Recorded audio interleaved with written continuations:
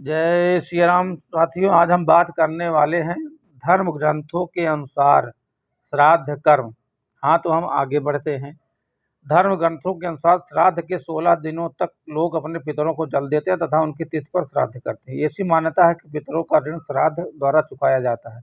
वर्ष के किसी भी मास तथा तिथि में स्वर्गवासी हुए पितरों के लिए पितृपक्ष की उसी तिथि को श्राद्ध किया जाता है। पूर्णिमा तिथि के दिन देहांत होने पर भाद्रपद शुक्ल पूर्णिमा को श्राद्ध करने का विधान है। इसी दिन से महालय श्राद्ध प्रारंभ ही माना जाता है। श्राद्ध का अर्थ है श्रद्धा से जो कुछ दिया जाए। पितृपक्ष में श्राद्ध करने से पितृगण वर्ष भर प्रसन्न और तृप्त रहते हैं। धर्मशास्त्रों में कहा गया है पितरों को पिंडदान करने वाला गृहस्थ दीर्घायु पुत्र पौत्रादि या स्वर्ग पुष्टि बल लक्ष्मी पशु सुख साधना धन धान्य आदि प्राप्ति करता है। श्राद्ध में पितरों को आशा रहती है कि हमारे पुत्र पौत्र हमें पिंडदान तथा तिलांजल प्रदान कर संतुष्ट करेंगे। इसी आशा के साथ वह पितृलोक से पृथ्वी लोक पर आते हैं। यही कारण है कि धर्मशास्त्रों में प्रत्येक गृहस्थ को पितृपक्ष में श्राद्ध अवश्य करने के लिए कहा गया है। श्राद्ध कर्म में गाय का घी दूध या दही का काम लेना चाहिए। 10 दिन के अंदर बछड़े को जन्म देने वाली गाय के दूध का उपयोग श्राद्ध कर्म में नहीं करना चाहिए। श्राद्ध में चांदी के बर्तनों का उपयोग या दान पूर्णदायक हो तो ही राक्षसों का नाश करने वाला भी माना गया है। पितरों के लिए चांदी के बर्तन में सिर्फ पानी ही दिया जाए तो वह अक्षय और तृप्तिकारक होता है। पितरों के लिए अर्घ पिंड दान पिंड और भोजन के बर्तन भी चांदी के हो तो और श्रेष्ठ माना जाता है।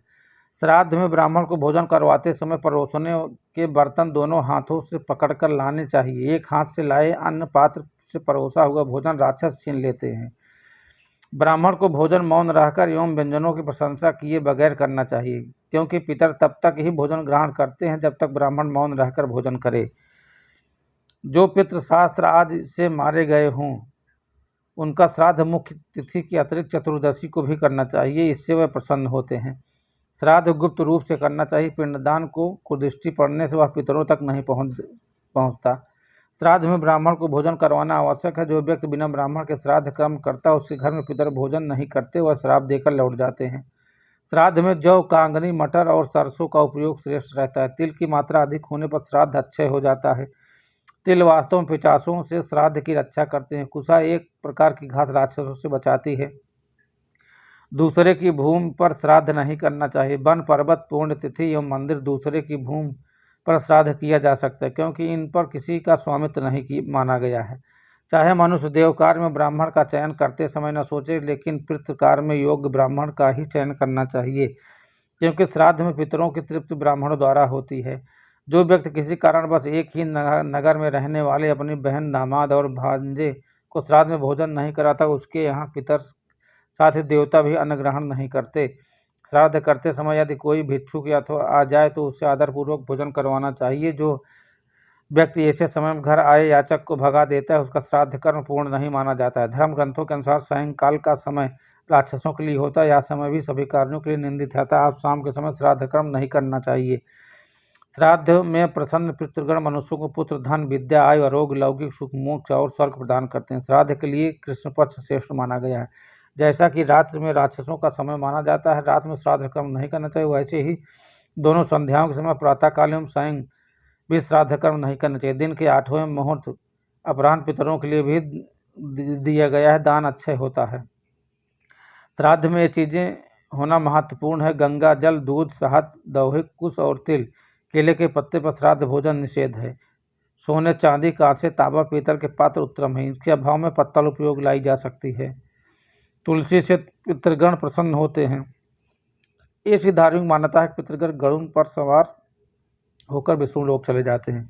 तुलसी से पिंड की पूजा करते समय पितर लोग प्रलय काल तक संतुष्ट रहते हैं। रेशमी कंबल ऊन लकड़ी तीर्ण पर्ण कुश आदि से आसन श्रेष्ठ। आसन में लोहा स्टील किसी भी रूप में प्रयुक्त नहीं होता है।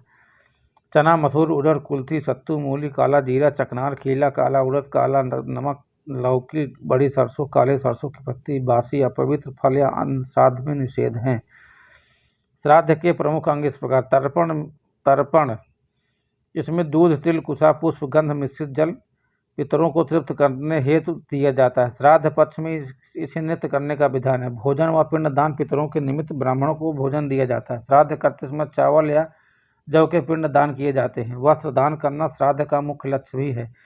यज्ञ की पत्नी दक्षिणा, जब तक भोजन कराकर वस्त्र और दक्षिणा नहीं दी जाती उसका फल नहीं मिलता। श्राद्ध तिथि के पूर्व भी यथाशक्ति विद्वान ब्राह्मणों को भोजन के लिए बुलावा दे। पितरों की पसंद का भोजन दूध, दही, घी और शहद के साथ अन्न से बनाए गए पकवान जैसे खीर आदि। तैयार भोजन से गाय, कुत्ते, कौवे, देवता और चींटी के लिए थोड़ा सा भाग निकालें। इसके बाद हाथ में जल, अक्षत, चंदन, फूल, तिल लेकर संकल्प करें। श्वान और कौवे के निमित्त निकाला भोजन कुत्ते और कौवे को ही कराएं, किंतु देवता और चींटी का भोजन गाय को खिला सकते हैं। इसके बाद ही ब्राह्मणों को भोजन कराएं। पूर्ण तृप्ति से भोजन कराने के बाद ब्राह्मण को तिलक लगाकर यथाशक्ति कपड़े, अन्न और दक्षिणा देकर आशीर्वाद पाएं। इसके बाद परिजनों और मित्रों और रिश्तेदारों को भोजन कराएं। पिता का श्राद्ध पुत्र को ही करना चाहिए। पुत्र के न होने पर पत्नी श्राद्ध कर सकती, पत्नी न होने पर सगा भाई, और उसके बाद भी अभाव में सपिंडों एक ही परिवार के श्राद्ध करना चाहिए। एक से अधिक पुत्र होने पर सबसे बड़ा पुत्र श्राद्ध करता है। पितृ पक्ष 16 दिन की समयावधि होती है, जिसमें पुत्र या सगोत्र अपने पूर्वजों को भोजन अर्पण श्रद्धांजलि देते हैं।